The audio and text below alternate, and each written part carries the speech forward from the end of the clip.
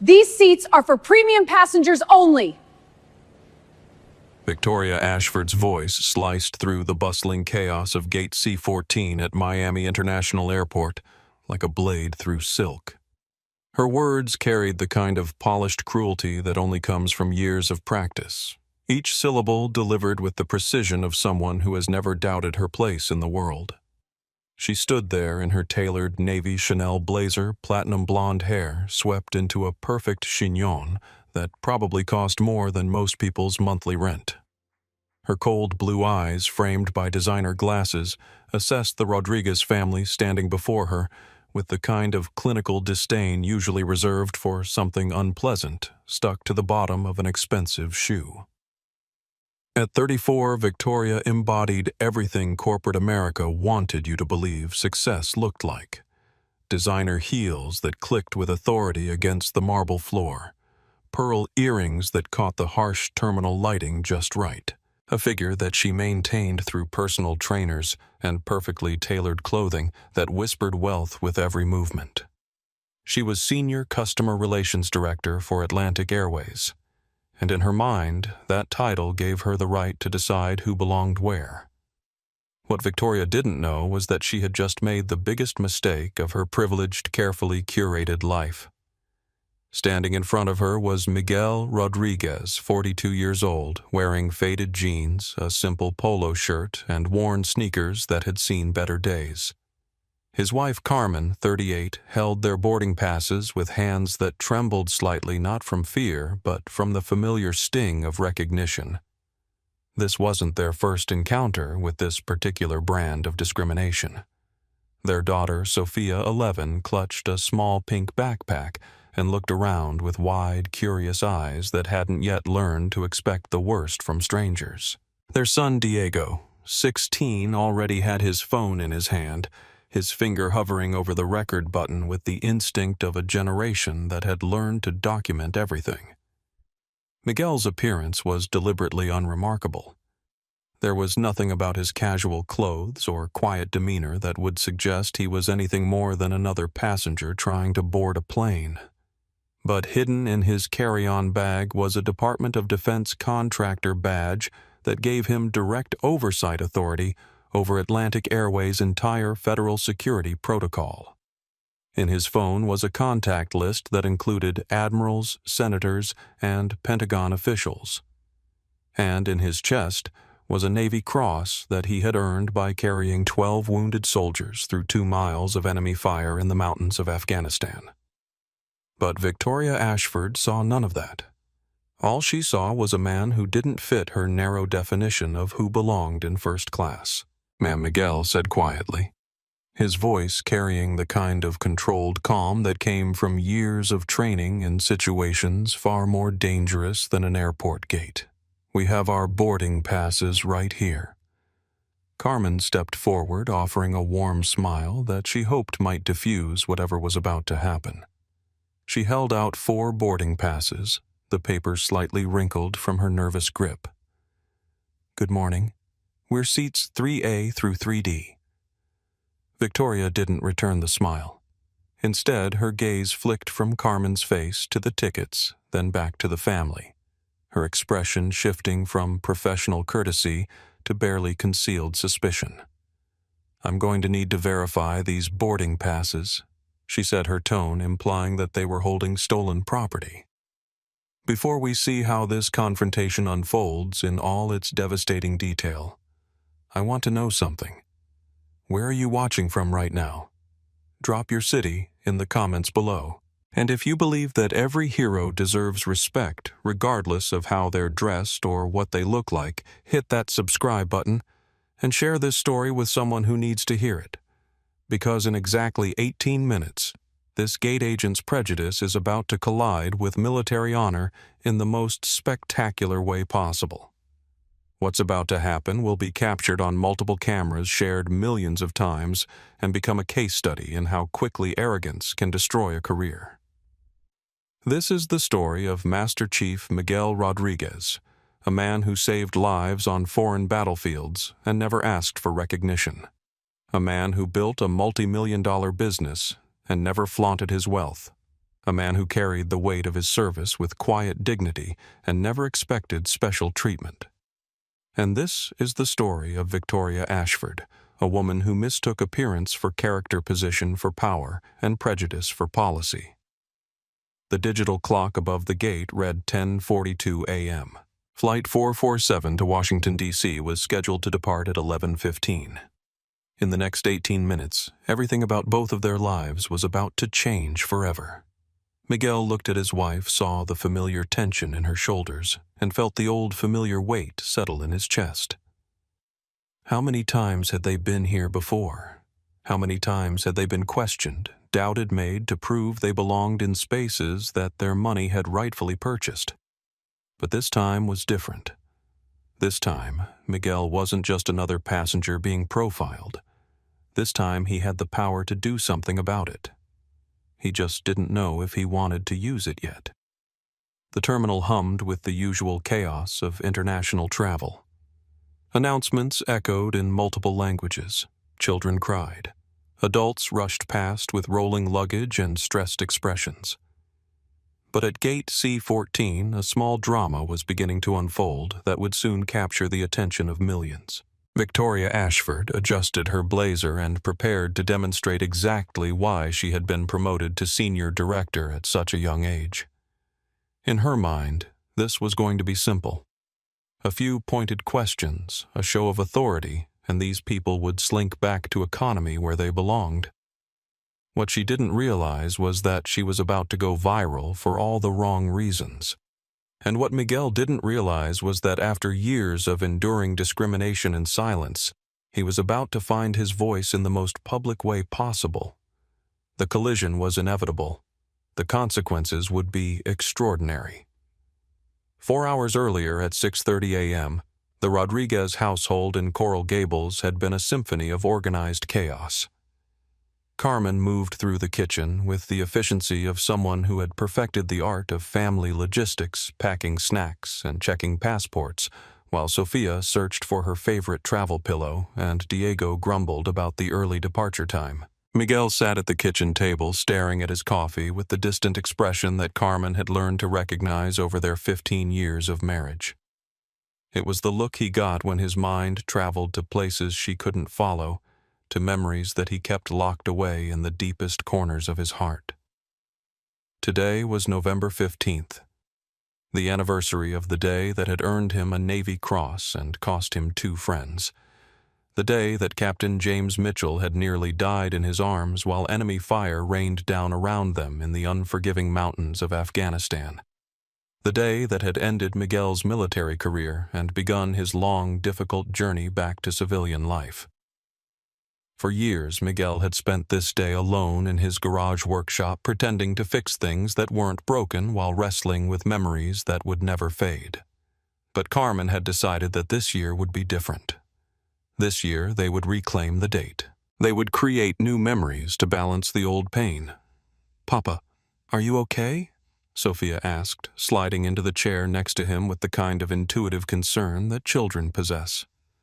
Miguel smiled and wrapped his arm around his daughter. "I'm perfect, mija. Just thinking about our trip." What Sofia didn't know, what none of his family knew, was the full extent of what Miguel had built since leaving the Navy. They knew he worked in security consulting. They knew he traveled occasionally for business. But they didn't know that AeroShield Defense Contractors, the company he had founded with 3 other former SEALs, was now one of the primary security training providers for major airlines.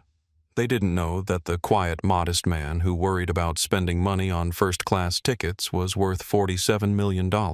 They didn't know that the phone calls he sometimes took in the garage weren't just work calls. They were briefings from Pentagon officials, consultations with airline executives, and coordination meetings with federal security agencies. Miguel had deliberately kept his success quiet. He had seen what money did to people, how it changed relationships and created expectations. He wanted his children to understand the value of hard work, to appreciate what they had without taking it for granted. He wanted Carmen to love him for who he was, not what he owned. But there was another reason for his secrecy, one that he barely admitted to himself.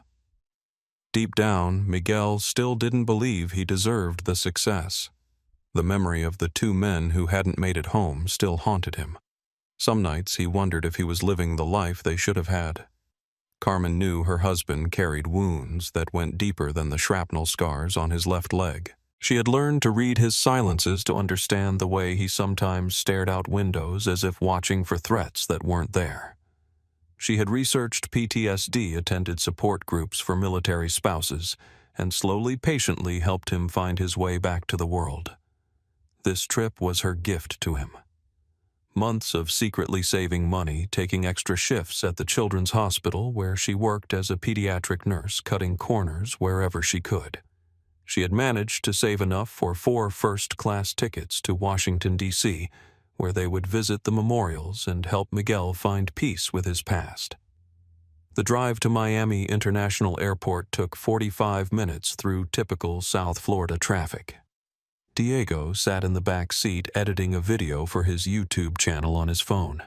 At 16, he was part of a generation that documented everything that believed every moment was worth capturing and sharing. He had started the channel to showcase his filmmaking skills, hoping to build a portfolio for college applications. He had no idea that in a few hours his quick reflexes with a camera would create one of the most viral videos of the year. Sophia was reading a book about the Washington Monument, excited about seeing the city she had only experienced through pictures. Carmen was reviewing their itinerary, making sure they had reservations at all the restaurants and museums on their list. Miguel was running through security protocols in his mind, a habit he couldn't break. As they approached the airport, he automatically noted the number of police vehicles, the placement of security checkpoints, the flow of pedestrian traffic. His eyes swept the terminal entrance, cataloging faces and behaviors with the precision of someone who had been trained to spot danger. What he couldn't have predicted was that the danger would come from the very airline he helped train to prevent it. At the TSA security checkpoint, Miguel's name triggered the usual random additional screening. It happened every time he flew, a consequence of his military background and security clearance. Diego rolled his eyes with practiced frustration. "Again, Dad? Seriously?" "It's fine, son," Miguel said quietly, stepping into the scanning machine with practiced resignation. He raised his arms and mentally detached the way he had learned to do during the pat-downs, the additional questions, the suspicious looks that followed him through airport after airport. The TSA agent was professional but thorough, swabbing Miguel's hands for explosive residue, searching through his carry-on with meticulous attention. When they found his contractor identification hidden in a small pouch, the agent's demeanor changed slightly. "Aeroshield Defense," the agent read. "You work with the airlines. Security consulting?" Miguel replied simply. The agent nodded with newfound respect and waved them through. Carmen squeezed Miguel's arm as they collected their belongings, a small gesture of support that meant more than words. As they rode the train to Concourse C, Miguel felt the familiar anxiety that airports always triggered. The crowds, the noise, the constant movement, it all reminded him too much of other places, other times. But he breathed deeply and focused on his family's excitement. Carmen was practically glowing with anticipation. She had planned this trip down to the smallest detail, and seeing her happiness was worth any discomfort he might feel. They found gate C14 with 20 minutes to spare before boarding began. The gate area was already filling up with passengers, and Miguel automatically began his usual observation routine. He noted the positioning of airline staff, the layout of the seating area, the exits, and potential choke points. His gaze settled on the woman behind the gate counter, and something in his gut tightened. He had learned to trust his instincts, and something about her demeanor set off warning bells. Victoria Ashford was typing with aggressive intensity, her perfectly manicured nails clicking against the keyboard like tiny hammers. When an elderly couple approached with a question about their seating, she barely looked up. Her response clipped and dismissive. Miguel filed the observation away and settled in to wait for boarding. In 15 minutes, they would line up for first class. In 18 minutes, his family's peaceful vacation would turn into a national news story. And in ways he couldn't yet imagine, this confrontation would finally give him a chance to use his voice for justice, instead of just carrying its weight in silence. Victoria Ashford's Hermes watch read exactly 9:47 a.m. when her carefully constructed morning began to crumble. She sat behind the gleaming gate counter at C14, her fingers flying across the keyboard with the kind of aggressive precision that suggested someone was about to pay for her series of disappointments. The day had started badly and gotten progressively worse. Her alarm had failed to go off because her phone had died overnight, a consequence of staying up until 2 a.m. arguing with her investment banker boyfriend Tristan, who had chosen their 5-year relationship anniversary to inform her that he was reassessing his priorities and needed space to grow. The breakup itself wasn't particularly devastating. Victoria had sensed it coming for weeks, but the timing was humiliating. She had already booked a table at the exclusive Setai restaurant for dinner, had mentioned the anniversary to her colleagues, had even bought a new Versace dress that now hung in her closet like a monument to rejection. Then there was the coffee incident. Her usual triple-shot oat milk latte had ended up splashed across her pristine white Theory blouse when a clumsy barista had stumbled. The replacement outfit, a navy Chanel blazer she had been saving for next week's board presentation, was beautiful but felt like wearing your best jewelry to a funeral. But the final straw had been the 9:30 a.m. call from her supervisor, regional director Marcus Davenport. He had summoned her to a video conference that began with the dreaded phrase, "We need to discuss your department's performance metrics." For 20 excruciating minutes, Davenport had dissected every aspect of her gate operations team. Customer satisfaction scores were down. Complaint reports were up. There had been 3 formal discrimination allegations filed against her staff in the past 6 months, all of which had been quietly settled by the legal department. Victoria Davenport had set his face filling the screen with bureaucratic disappointment. Atlantic Airways is facing increased scrutiny about our customer service practices. The Department of Transportation is breathing down our necks about equity and inclusion. I need you to understand that your position as senior director comes with expectations. The conversation had ended with an implicit but unmistakable threat: fix the problems or find a new job. Victoria had built her entire identity around being untouchable. She was Ivy League-educated Brown University magna cum laude, with a master's degree in business administration that her father's connections had helped secure. She was from the kind of old Connecticut money that opened doors before you even knocked. She was beautiful in the way that magazines promised success would make you beautiful: polished, refined, expertly maintained. At 29, she had become the youngest senior director in Atlantic Airways history, a promotion that had less to do with her competence and more to do with her family's investment in the airline industry. Her grandfather sat on the board of 3 major aviation companies. Her mother was a major shareholder in Atlantic Airways' parent corporation. Victoria had been groomed for leadership the way other people were groomed for pet shows. But underneath the designer clothes and family connections, Victoria harbored a deep insecurity that manifested as prejudice. She had learned early that maintaining her position required keeping others in theirs. She had perfected the art of subtle discrimination: the skeptical glance, the unnecessary verification request, the tone of voice that made people feel small without giving them grounds for complaint. Her gate area was her kingdom, and she ruled it with the kind of benevolent tyranny that kept most passengers compliant. She could make your boarding process smooth or miserable with a simple change in attitude. She could upgrade your seat or ensure you were placed next to a crying baby. She wielded these small powers with the confidence of someone who had never faced real consequences. The irony was that Victoria actually believed she was good at her job. In her mind, she was protecting the airline's premium experience by ensuring that first class remained exclusive. She saw herself as a guardian of standards, a protector of the natural order that kept people in their proper places. What she didn't realize was that her definition of proper places was about to collide with someone who had earned his place through courage rather than inheritance. At 10:30 a.m., her subordinate Sarah Davidson approached the counter with obvious nervousness. Sarah was 26, a first-generation college graduate whose parents had immigrated from El Salvador. She worked 2 jobs to pay off her student loans and lived with 3 roommates in a studio apartment in Hialeah. Victoria. Sarah said carefully, "I've been reviewing the passenger manifest for Flight 447, and I wanted to ask about the seating protocol for Sarah." Victoria interrupted without looking up from her screen. "I don't have time for training questions right now. Handle whatever it is yourself." Sarah hesitated, then tried again. "It's just that we've had some complaints lately about passenger profiling, and I wanted to make sure we're following the updated guidelines." "The guidelines," Victoria said, finally looking up with ice in her voice, "are to ensure that our premium passengers receive the service they expect.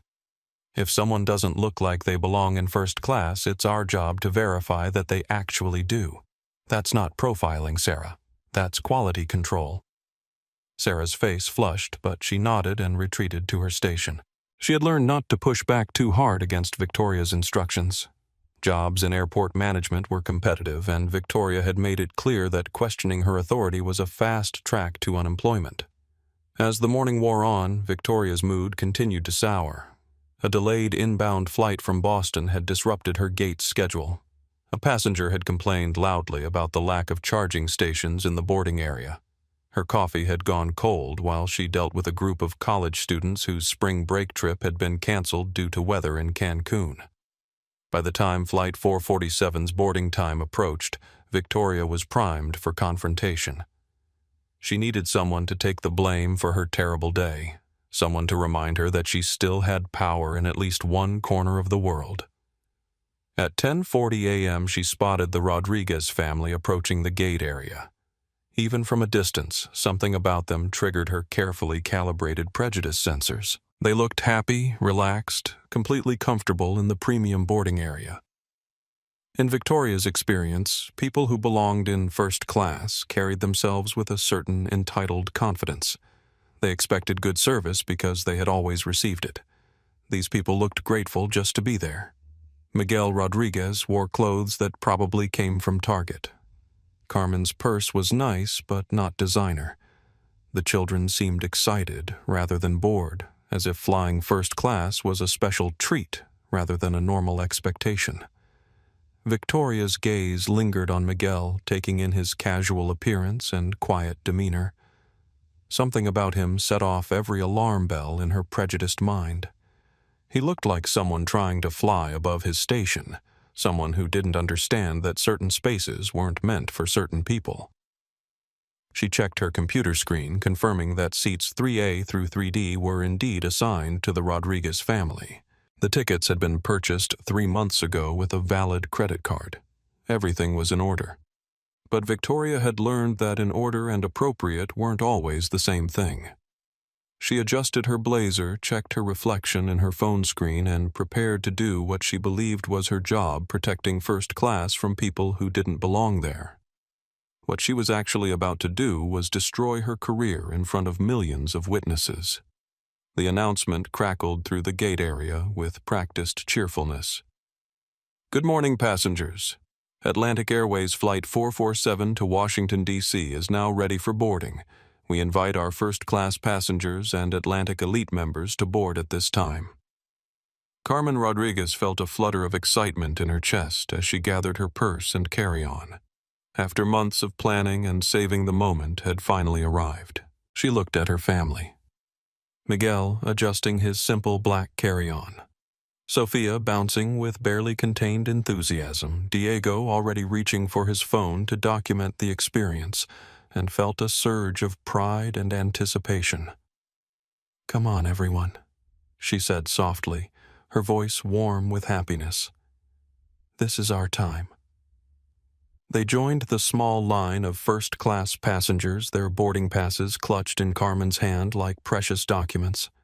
Behind them, the economy passengers watched with the mixture of envy and resignation that had become as much a part of air travel as security lines and overpriced coffee. Miguel positioned himself slightly behind his family, his eyes automatically scanning the area with habits ingrained by years of training.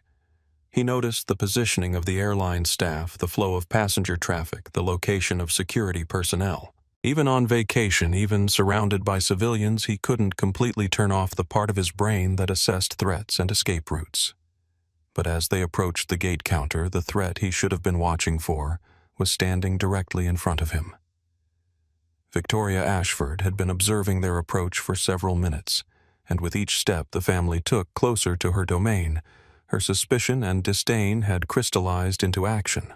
She stood behind the counter like a sentinel, her posture perfect, her expression shifting from professional courtesy to barely concealed hostility.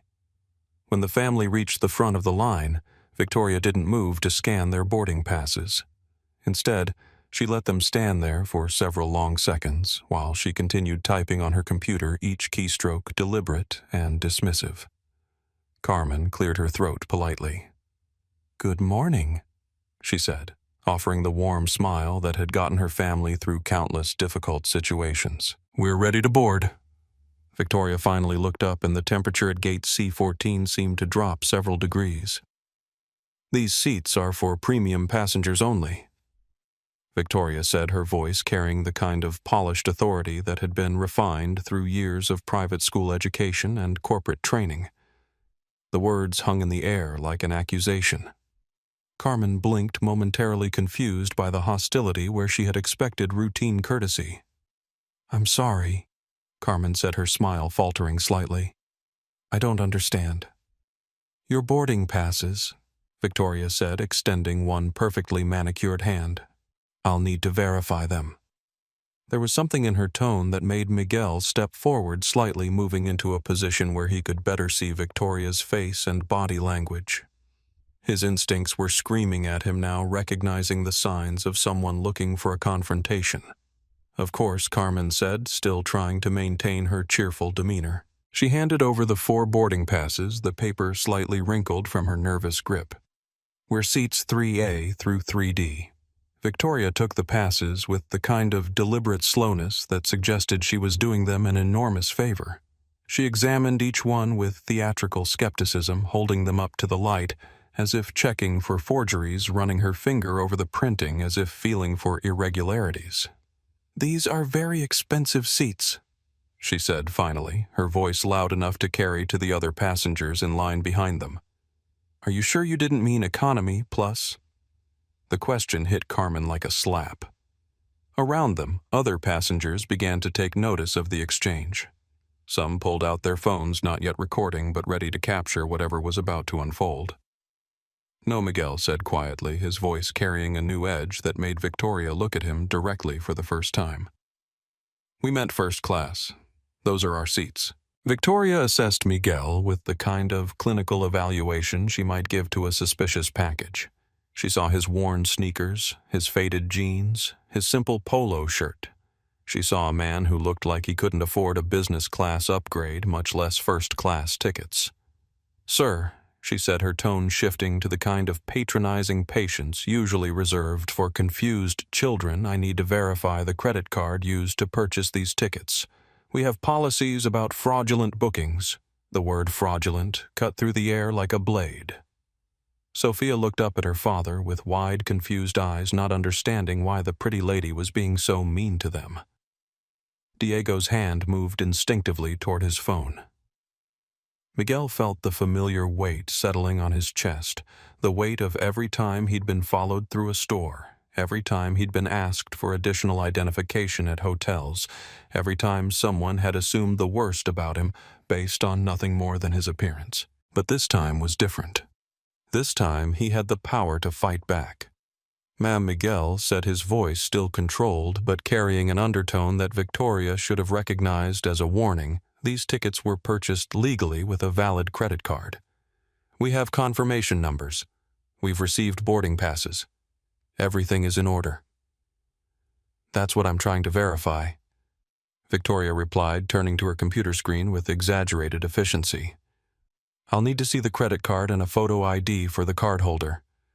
Carmen fumbled in her purse for their identification, her hands shaking slightly with a mixture of humiliation and anger. She had worked so hard to make this trip special, had saved for months to give her family this experience. Now this woman was treating them like criminals. Here, Carmen said, handing over their IDs and the credit card she had used for the purchase. Victoria examined the documents with the same theatrical skepticism she had shown the boarding passes. She compared the names, checked the photos, and then turned back to her computer screen. I'm going to need to call this in, she announced, reaching for her desk phone. Call what? Miguel asked, and for the first time his military bearing became visible. His shoulders straightened, his posture shifted, and something in his voice made Victoria pause with the phone halfway to her ear. I need to verify these seats weren't purchased fraudulently, Victoria said, but her voice carried less certainty than before. Ma'am, Miguel said, stepping forward slightly. Before you make that call, I suggest you consider very carefully what you're about to do. There was something in his tone that made the hair on Victoria's arms stand up. This wasn't the voice of someone who could be intimidated or dismissed.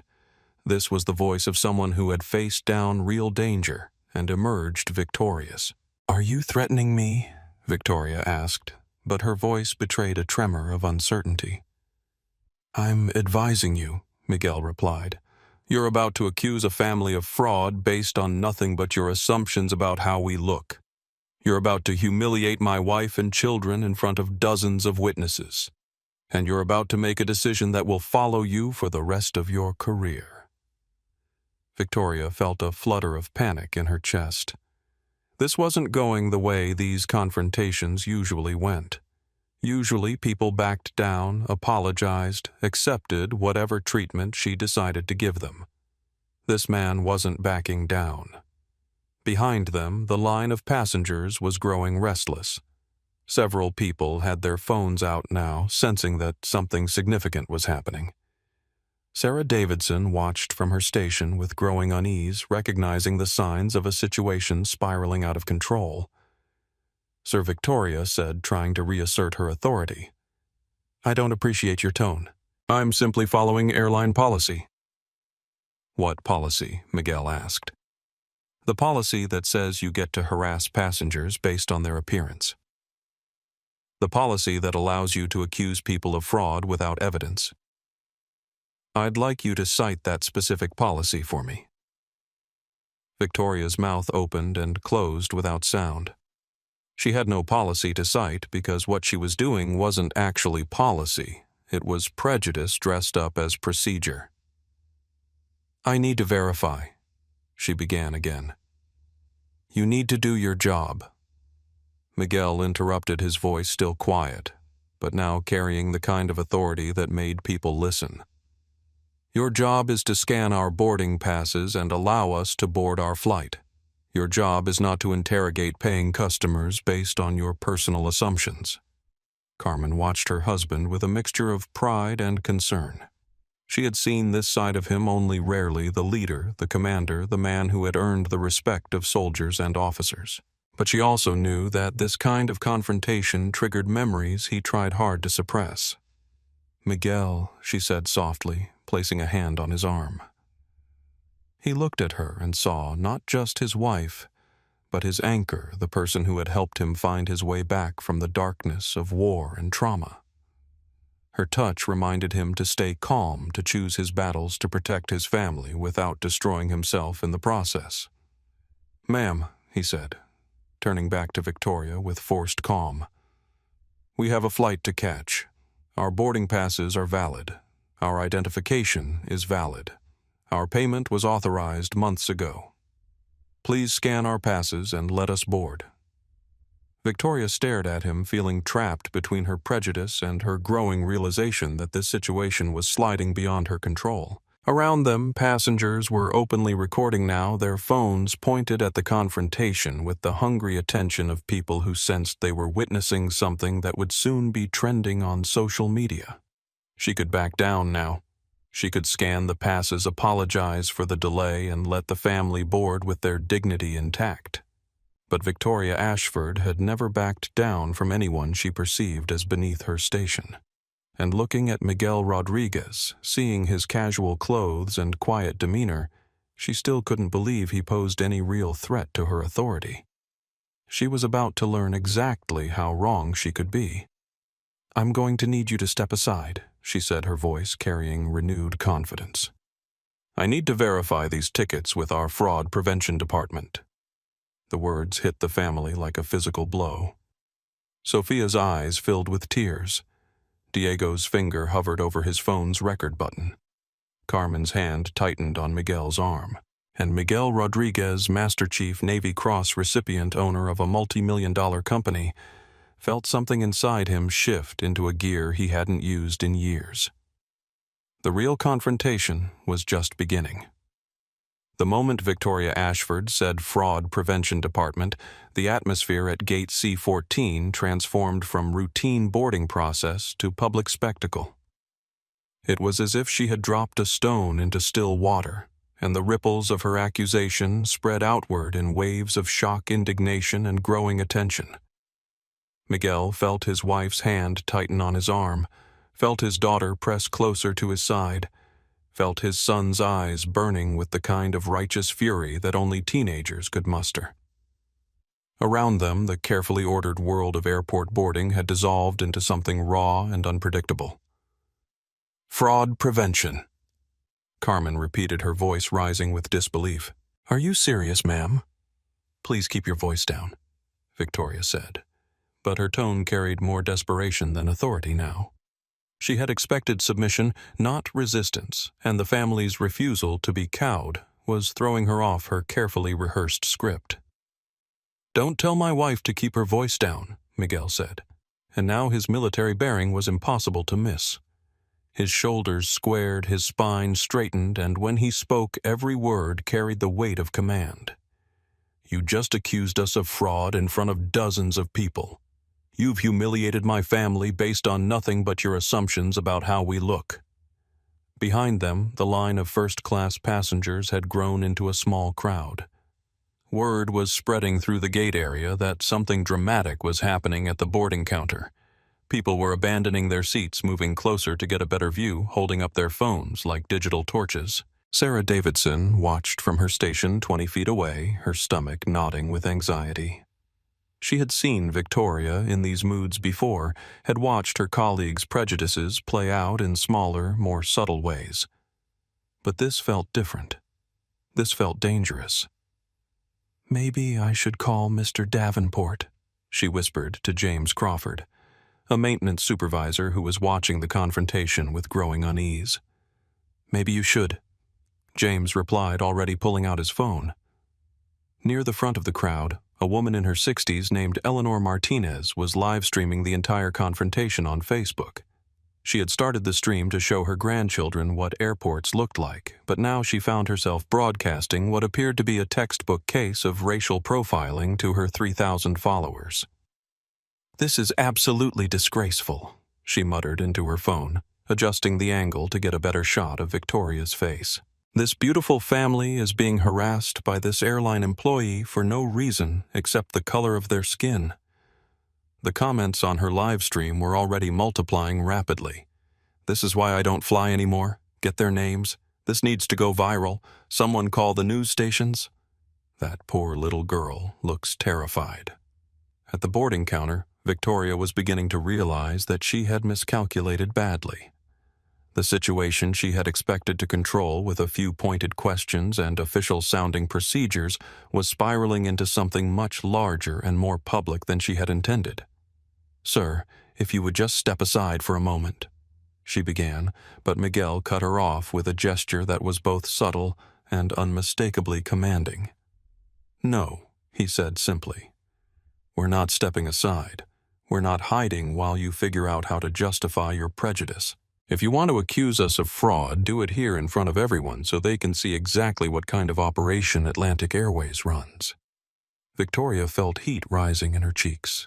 The crowd was growing larger.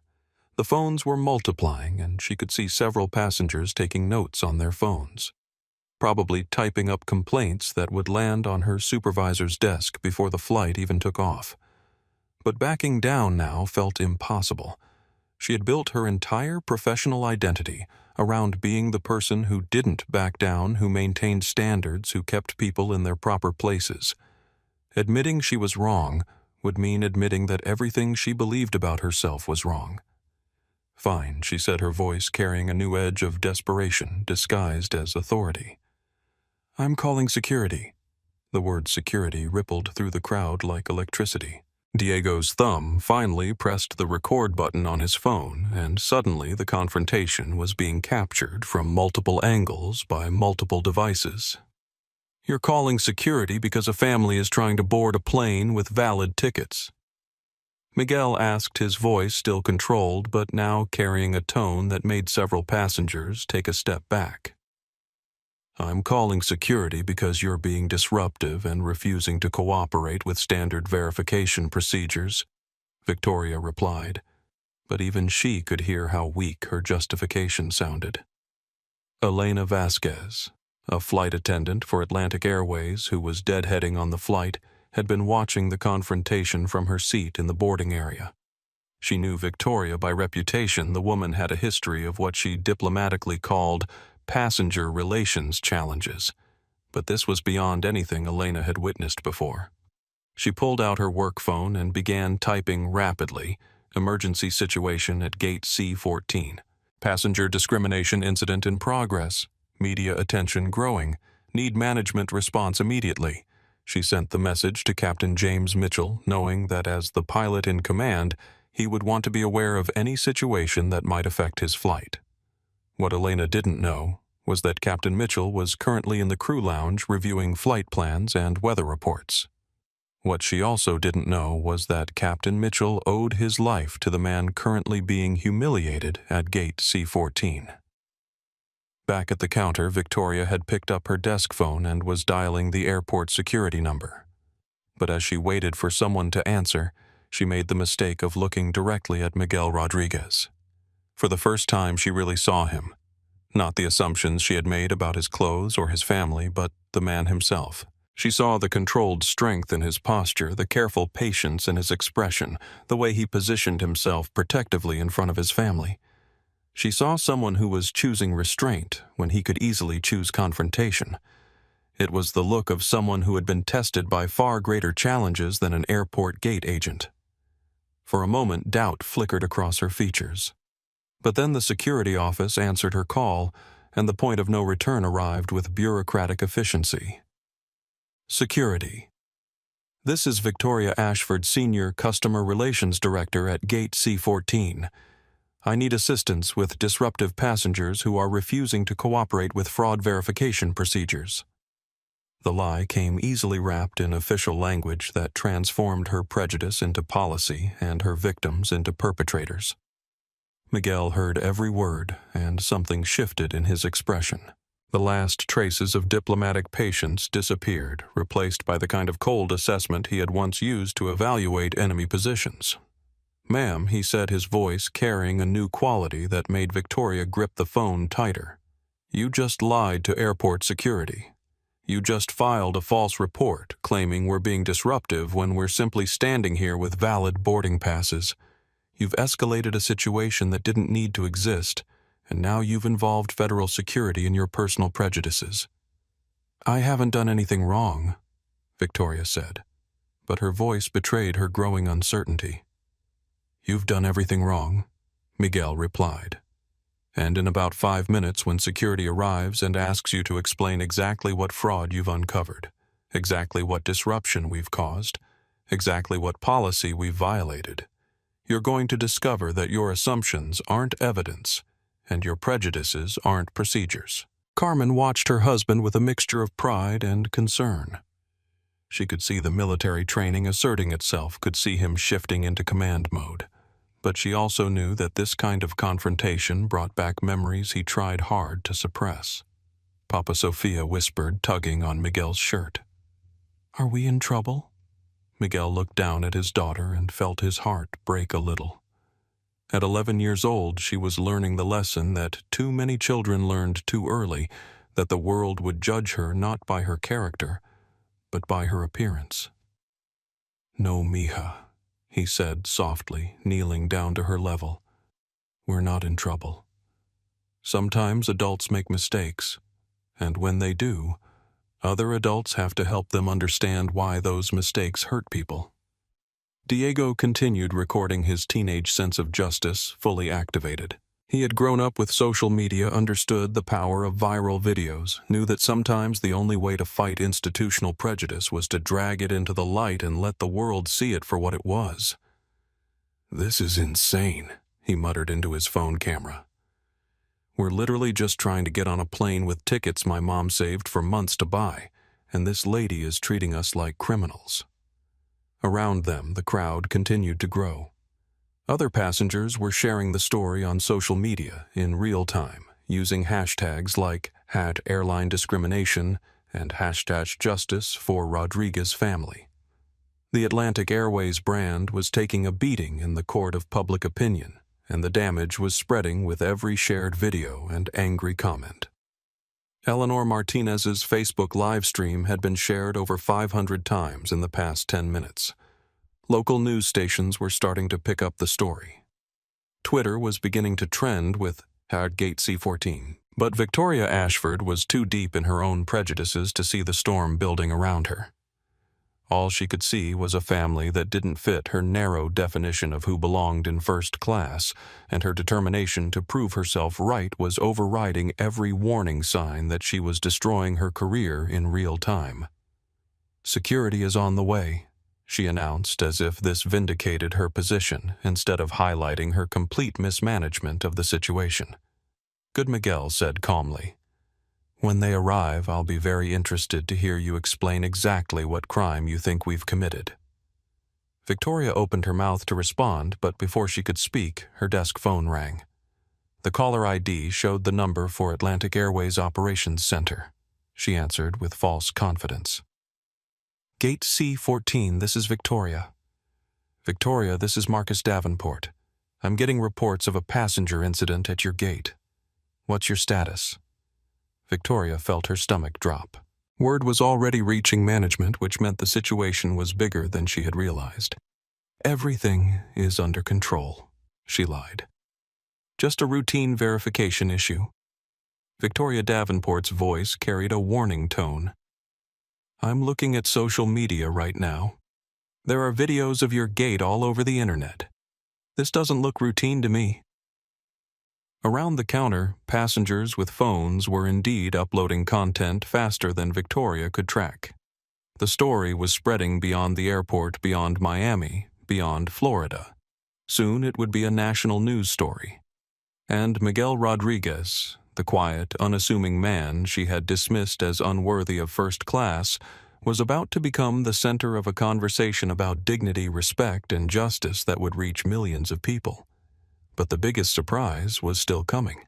Because in the crew lounge 3 terminals away, Captain James Mitchell had just received Elena Vasquez's text message and was now hurrying toward Gate C14 to see what the emergency was about. He had no idea that the passenger being discriminated against was the man who had saved his life in a firefight 15 years earlier.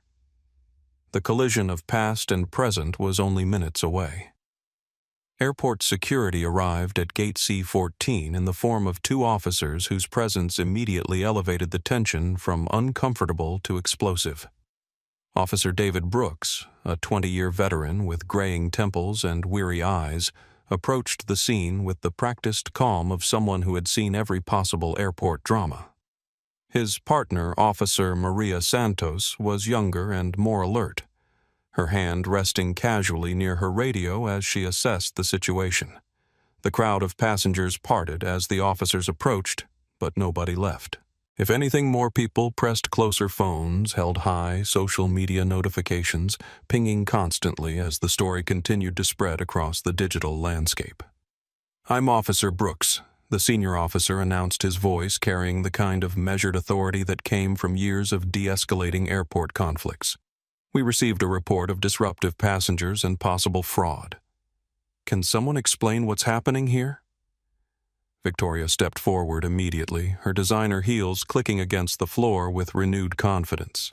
The presence of security felt like validation proof that she had been right to escalate the situation. Officers, I'm Victoria Ashford, Senior, Customer Relations Director for Atlantic Airways. These passengers are attempting to board first class with what appear to be suspicious tickets. When I tried to verify their legitimacy, they became aggressive and disruptive. Miguel felt his jaw clench at the word aggressive. Around him, he could hear murmurs of disbelief from the crowd, many of whom had witnessed the entire confrontation and knew exactly who had been aggressive and who had remained calm. Sir Officer Brooks said, turning to Miguel with professional neutrality, "Can you tell me your side of what happened here?" Miguel looked at the officer, then at Victoria, then at the crowd of strangers who had been transformed into witnesses and judges by the power of social media.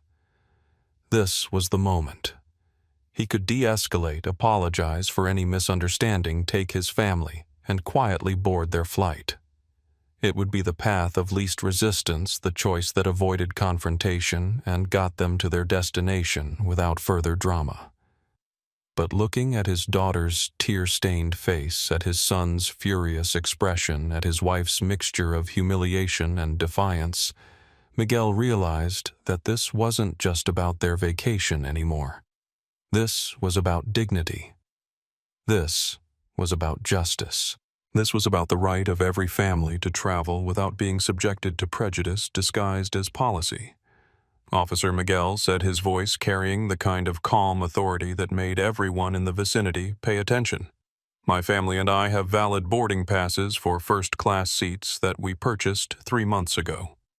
We presented those passes along with valid identification.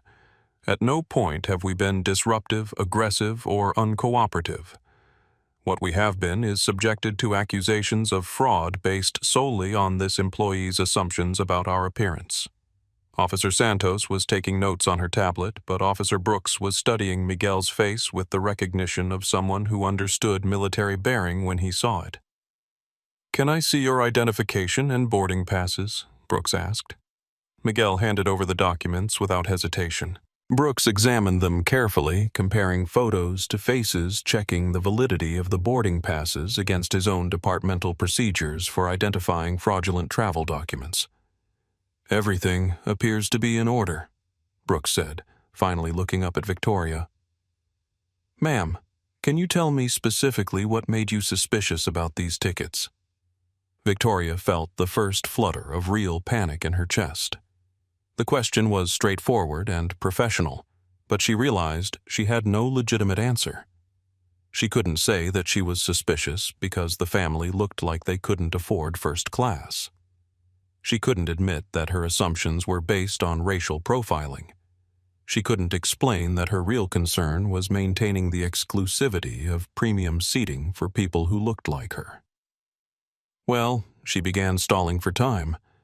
There have been issues with credit card fraud lately, and these particular seats are very expensive, and I thought it was prudent to verify. Ma'am, Officer Brooks interrupted gently. "That's not what I asked. I asked what specifically made you suspicious about these particular tickets. Did they fail to scan properly? Were the names different from the identification? Did you notice signs of tampering or forgery?" Victoria's mouth opened and closed without sound.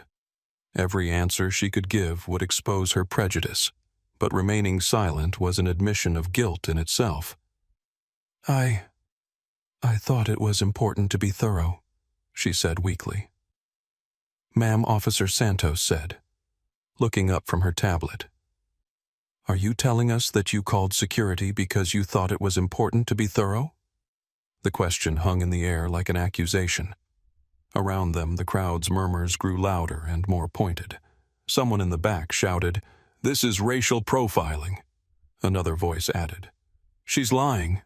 Miguel watched Victoria's face as the reality of her situation became clear.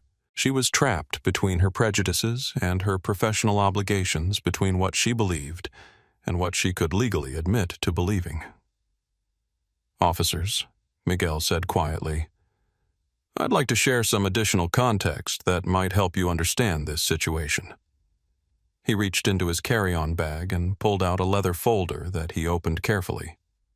Inside was an identification card that made Officer Brooks straighten slightly and Officer Santos look up sharply from her notes. Master Chief Miguel Rodriguez, United States Navy, retired, Miguel said, showing them his military ID along with his Department of Defense contractor credentials. I hold an active security clearance and work as a defense contractor providing anti-terrorism training for major airlines, including Atlantic Airways. The revelation hit the crowd like a physical wave. Phones that had been recording now pushed closer to capture every detail. Eleanor Martinez's Facebook live stream exploded with comments as viewers realized they were watching a military veteran being discriminated against by the very airline he helped protect. Victoria's face went white. She stared at the credentials in Miguel's hand as if they were written in a foreign language, trying to process the complete reversal of her assumptions. Sir Officer Brooks said, his tone shifting to one of respect. "Are you telling us that you actually work with Atlantic Airways in a professional capacity?" "I am," Miguel replied. "My company, AeroShield Defense Contractors, has held federal contracts with Atlantic Airways for 3 years. We provide security training, threat assessment, and counter-terrorism protocols for their flight crews and ground personnel." The crowd erupted in gasps and angry comments. Diego's camera captured Victoria's expression of dawning horror as she realized the magnitude of her mistake. Carmen reached for Miguel's hand, squeezing it with pride and support. "Ma'am," Officer Santos said, turning to Victoria with barely concealed incredulity. "Are you telling us that you called security to report suspected fraud by a man who actually works for your airline's security department?" Victoria looked around desperately, searching for support that wasn't coming. Sarah Davidson had retreated to her station, unwilling to be associated with the disaster unfolding at the main counter. Other Atlantic Airways employees in the area were suddenly very busy with paperwork and passenger assistance. "I didn't know," Victoria whispered, but her voice was lost in the growing commotion around her. "Ma'am," Officer Brooks said firmly, "not knowing doesn't excuse racial profiling. Not knowing doesn't justify filing false reports or harassing passengers." Miguel stepped forward slightly, drawing everyone's attention back to him. "Officers," he said, "I don't want anyone arrested. I don't want charges filed. What I want is for my family to board our flight with dignity intact, and for Atlantic Airways to understand that this kind of treatment is unacceptable for any passenger, regardless of their background or credentials." Officer Santos was typing rapidly on her tablet, documenting everything for the report that would be filed with airport management, the Department of Transportation, and multiple federal agencies that oversaw airline operations. "Sir, we're going to need to file an incident report about this," Brooks said. "This kind of passenger profiling is taken very seriously by federal aviation authorities." Victoria felt her world collapsing around her. Federal reports meant federal investigations. Federal investigations meant corporate scrutiny. Corporate scrutiny meant the end of her career. But the worst was yet to come. Because at that moment, Elena Vasquez's text message reached Captain James Mitchell, and he was now walking rapidly through the terminal toward Gate C-14, completely unaware that his response to a routine passenger incident was about to become a reunion with the man who had saved his life in Afghanistan. The breaking point had arrived, but the real revelation was still coming. Victoria Ashford's perfectly constructed world was crumbling with architectural precision, each revelation stripping away another layer of her authority until she stood exposed in front of dozens of witnesses and millions of potential viewers. The Department of Defense credentials in Miguel Rodriguez's hands weren't just identification. They were the detonator for her career's complete destruction. "I need to call my supervisor," she said, her voice barely above a whisper, reaching for her desk phone with trembling fingers. "Ma'am," Officer Brooks said firmly, "you'll have plenty of time to call your supervisor after we complete our incident report. Right now, I need you to explain why you filed a false security report." The word false cut through the air like a legal verdict. Around them, the crowd had grown to over 100 passengers, airport employees, and curious onlookers who had been drawn by the commotion. Diego's live stream had been joined by at least 6 other people broadcasting the confrontation live, and hashtag GateC14 was now trending nationally on Twitter. Victoria looked desperately around the area, searching for an escape route that didn't exist. Her gaze landed on Sarah Davidson, who was standing at her station 20 feet away, deliberately avoiding eye contact. Sarah Victoria called out, her voice cracking with desperation. "Sarah, tell them about our fraud prevention protocols."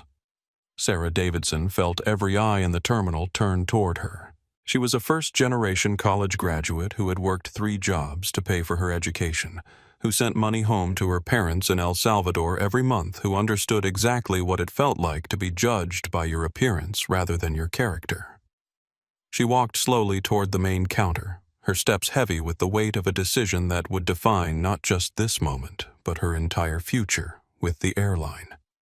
"Victoria," she said quietly, "we don't have fraud prevention protocols that allow us to profile passengers based on their appearance. You know that." The words hit Victoria like physical blows. Her own subordinate had just contradicted her in front of security officers, passengers, and cameras that were broadcasting to audiences around the world. "Sarah, you don't understand the situation," Victoria began, but Sarah cut her off with a shake of her head. "I understand perfectly," Sarah said, her voice growing stronger with each word. "I've watched you question passengers who don't look like they belong in first class. I've seen you demand additional verification from families like this one. I've stayed quiet because I was afraid of losing my job, but I can't stay quiet anymore." The crowd erupted in applause and shouts of support. Eleanor Martinez's Facebook live stream comments were moving too fast to read as thousands of viewers shared their own stories of discrimination and praised Sarah for speaking up. Miguel watched Sarah Davidson with something approaching admiration. He understood the courage it took for someone in her position to stand up to authority, especially in such a public forum. Officer Miguel said, turning back to Brooks, "I want to make sure Ms. Davidson's statement is included in your report. She's showing exactly the kind of integrity that Atlantic Airways should be looking for in its employees." Victoria felt the final pieces of her defense crumble. Her own subordinate had turned against her. The passengers had turned against her. Security had turned against her. Even the abstract authority of airline policy had turned against her. But the humiliation was far from over. At that moment, Captain James Mitchell emerged from the jetway connecting to their aircraft, his Atlantic Airways uniform crisp and authoritative, his expression focused and concerned. Elena Vasquez had texted him about a passenger incident, but nothing had prepared him for the scene he encountered. He saw the crowd, the cameras, the security officers, and the obvious tension radiating from Gate C14. His first instinct was to identify the problem and contain it before it could affect his flight schedule. "What's the situation here?" He called out, his voice carrying the kind of command authority that made people step aside to clear a path for him. Officer Brooks turned toward the captain. "Sir, we're investigating a passenger profiling incident involving your gate agent and a family with valid first-class tickets." Captain Mitchell nodded and began walking toward the counter to assess the situation. His gaze swept over the crowd, taking in the phones, the obvious anger of the passengers, and the defensive posture of the woman behind the counter. Then his eyes landed on Miguel Rodriguez, and Captain James Mitchell stopped walking as if he had hit an invisible wall. For a moment that lasted an eternity, the two men stared at each other across 15 years and thousands of miles. Miguel's face registered the same shock of recognition, the same flood of memories that had just overwhelmed the captain. Master Chief Captain Mitchell said, his voice filled with disbelief and something that sounded very much like reverence. The entire gate area fell silent. Passengers stopped talking. Phones continued recording, but the operators behind them held their breath. Even the security officers paused in their questioning to watch this unexpected reunion. Miguel straightened automatically, his military bearing asserting itself as he faced an officer he had once served with in the most dangerous circumstances imaginable. Captain Mitchell Miguel said simply, but his voice carried 15 years of unspoken history. Captain Mitchell began walking forward again, but now his steps had purpose beyond crowd control. As he approached Miguel, his right hand rose in a gesture that every person in the terminal recognized, and the entire gate area held its breath as Captain James Mitchell snapped to attention and delivered a crisp military salute to the man who had saved his life in Afghanistan. The cameras captured every second of it. The salute, the recognition, the obvious respect flowing from the captain to the passenger who had just been accused of fraud. Diego's live stream exploded with viewers as the story took on dimensions that no one could have predicted. Victoria Ashford watched this moment of recognition and honor and finally understood that she hadn't just made a mistake. She had committed career suicide in front of millions of witnesses. The point of no return wasn't just behind her, it was being broadcast live to the world. The military salute that Captain James Mitchell delivered to Miguel Rodriguez at Gate C-14 was captured by 17 different cameras shared on 8 social media platforms and witnessed by over 200 people in person. It was a moment that transformed a routine discrimination incident into something far more powerful and far-reaching. The salute held for exactly 7 seconds proper military protocol before Captain Mitchell lowered his hand and stepped forward with obvious emotion. "Master Chief Rodriguez," he said, his voice carrying the kind of respect usually reserved for national monuments. "It's an honor to see you again, sir." The crowd around them buzzed with confusion and excitement. They had witnessed something significant, but most of them didn't understand exactly what they had seen. The live streamers and video recorders sensed that the story had just taken a dramatic turn, but they needed context to understand its full significance. Miguel returned the captain's salute with the automatic precision of someone whose military training was embedded in his muscle memory, then extended his hand for a handshake that became something closer to an embrace. "It's good to see you, Captain."